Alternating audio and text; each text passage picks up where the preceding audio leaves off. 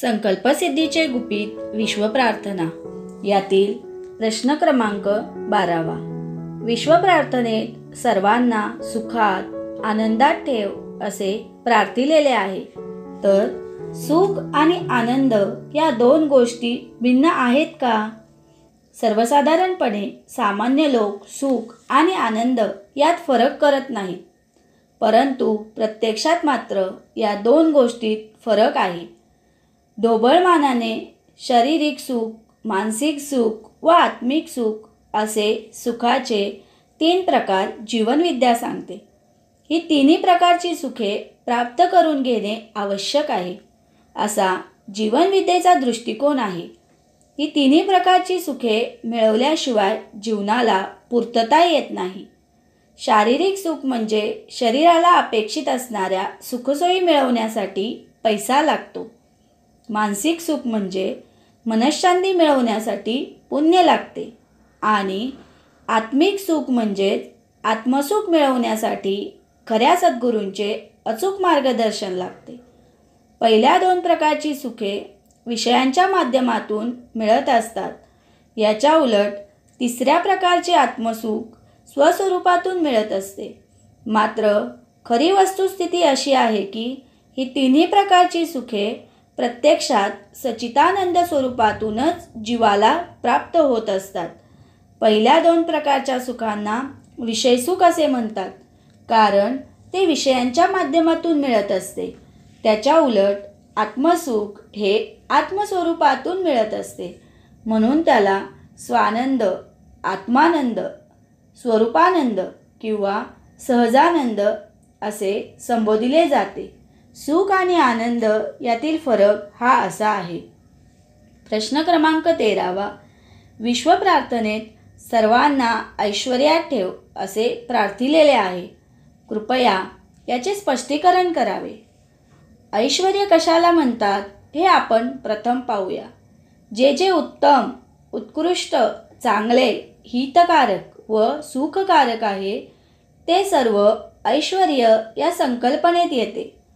त्याचप्रमाणे धन, धान्य, संपत्ती, संतती, प्रतिष्ठा या सर्व गोष्टीसुद्धा ऐश्वर्य या संकल्पनेत येतात. ऐश्वर्ययुक्त असे सुखी जीवन प्राप्त होण्यासाठी वरील सर्व गोष्टी सर्वांनाच हव्या असतात. असे ऐश्वर्ययुक्त जीवन सर्वांना प्राप्त व्हावे असा जीवनविद्येचा दृष्टिकोन आहे. परंतु सर्वसाधारणपणे असे दिसून येते की काही लोकांचा अपवाद वगळता लोकांचा असा गैरसमज आहे की परमार्थ करायचा म्हणजे देहबुद्धी सोडली पाहिजे. या कल्पनेच्या आहारी गेल्यामुळे देहासंबंधी लोकांचे गैरसमज झाले. देह म्हणजे परमार्थाच्या आड येणारा धोंडा आहे. आत्माचा पिंजरा आहे. देह मिथ्या आहे. देह म्हणजे नाशिवंत आहे, वगैरे वगैरे. या कल्पनेच्या आहारी गेल्यामुळे जन्ममरणातून सुटका म्हणजे मोक्ष, आणि हा मोक्ष मिळवण्यासाठी वैराग्य आवश्यक आहे अशी लोकांची चुकीची धारणा झाली. या गैरसमजुतीच्या आहारी गेल्यामुळे अनेक लोकांनी संसाराकडे पाठ केली, प्रपंचाकडे दुर्लक्ष केले व शरीराची काळजी घेण्याऐवजी शरीराच्या आरोग्याकडे दुर्लक्ष केले. इतकेच नव्हे तर तपश्चर्याच्या नावाखाली लोक पंचाग्नीसारखे सारखी शरीराला ताप व त्रास देणाऱ्या साधना करू लागले.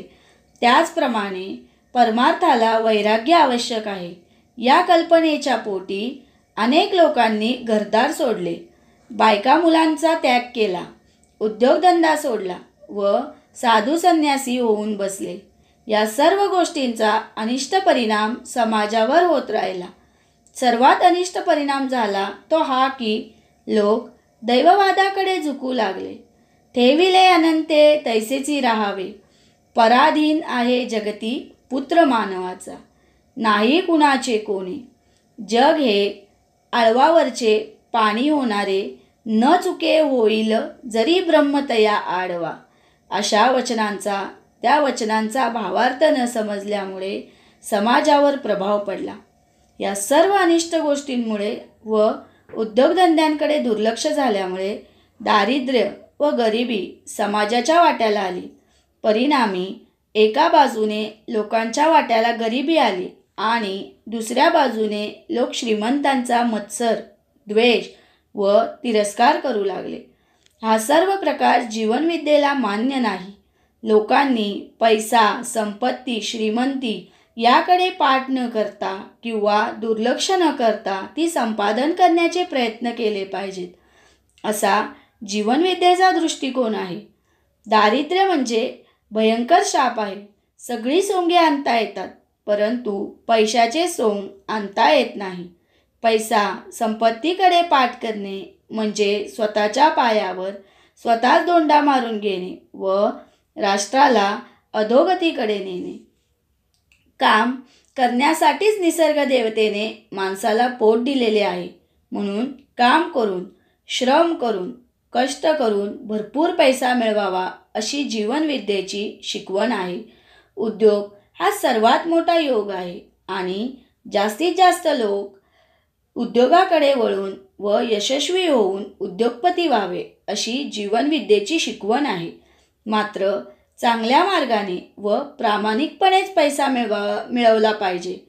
अनिष्ट मार्गाने व वाममार्गाने मिळवलेला शापित पैसा तो पैसा मिळवणाऱ्यांना व त्यांच्या कुटुंबियांना भविष्यात घातक तर ठरतोच, शिवाय तो शापित पैसा समाजाला बाधक ठरून राष्ट्राला अधोगतीला नेतो.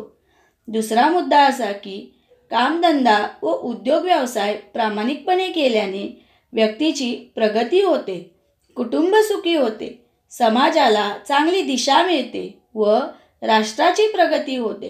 कामधंदा व उद्योग व्यवसाय प्रामाणिकपणे केल्याने एका बाजूने सर्वांची प्रगती होते व दुसऱ्या बाजूने परमेश्वराची भक्ती, उपासना केल्याचे श्रेय मिळते.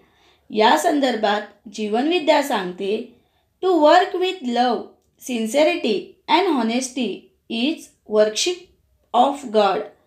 देवाची किंवा ईश्वराची पूजा अर्चा करण्यासाठी किंवा भक्ती उपासना करण्यासाठी कुठेही जाण्याची किंवा धावण्याची गरज नाही.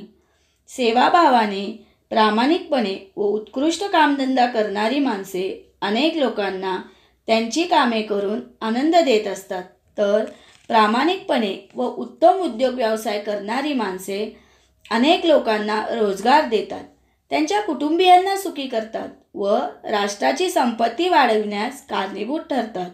म्हणूनच प्रामाणिकपणे उद्योग व्यवसाय करणाऱ्या लोकांना पूजा अर्चा, उपास तापास वगैरे कर्मकांड करण्याची गरज नाही. या लोकांनी कृतज्ञतेने ईश्वर स्मरण केले व रिकामपणे विश्वप्रार्थना केली तर ते पुरेसे आहे, असा जीवनविद्येचा दृष्टिकोन आहे. तात्पर्य, सर्वांना ऐश्वर्ययुक्त जीवन प्राप्त व्हावे अशी जीवनविद्येची धारणा आहे.